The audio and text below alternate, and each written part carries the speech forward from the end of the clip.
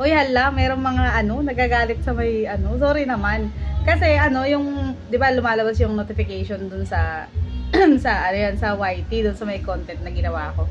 And hindi ko kasi napansin na yung mga kinokomentan pala nila nung tungkol sa may HM, ayan, kung magkano daw yung nagastos ko sa pagpapatransfer ng ownership is yung sa may update, ayan. So mga sis Mars, ayan, meron kasi akong video na full video tutorial and buong details talaga nung process, ganyan, and kung magkano is nasabi ko dun sa may video na yon. So, hindi ko na, sobrang busy ko ba, hindi ko na ang nakokomentan pala nila is tungkol na dun sa may update, which is hindi ko na nasabi dun sa may update yung full, ayan, amount ng binayaran ko. Kasi nga, nasabi ko na siya sa unang video. So, ayan, dito ako sa office namin ngayon, ayan, so, dito ako sa aming school, ayan. And ito yung, ayan, para shortcut, ayan. So, ito yung buong binayaran ko. Ayan, so 3,961. So, nagbayad kasi ako dyan ng mga convenience fee, ayan, para mapabilis yung process ko.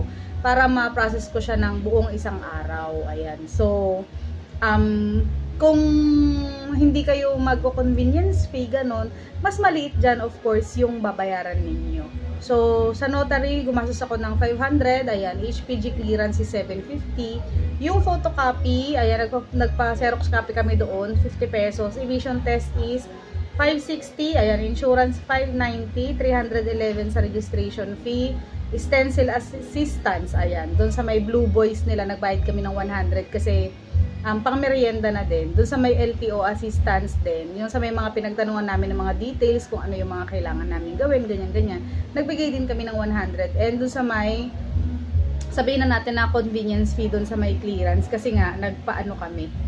Parang, dahil hindi nga namin siya makukuha within the day, daw, sabi.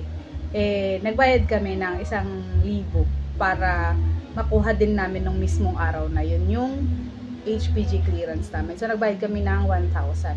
Pero kung siguro mas maaga kayong pupunta, ayan, wala kayong additional na 1,000 na babayaran. And yung mga assistance na yun, nakadepende na yun sa inyo kung gusto ninyong magbigay sa mga mag-a-assist sa inyo or hindi. Ayan. So, ang binayaran ko sa lahat-lahat is 3,961. Ayan. So, again, dun sa mga nagko-comment po kung HM, ayan, yung na bayaran ko or magkano yung nagastos ko. Pasensya na po kung hindi ko kayo nasasagot sa video or nakakasagot ako sa inyo ng panoorin niyo yung buong video. Ayan. Hindi ko po kasi napansin na yung update po pala yung video na kinokomentan ninyo. Ayan. So, kung gusto niyo malaman yung buong process, ililink ko na lang dito sa description yung video nung buong detalye or yung process na ginawa ko. So, ayun lang. Bye-bye!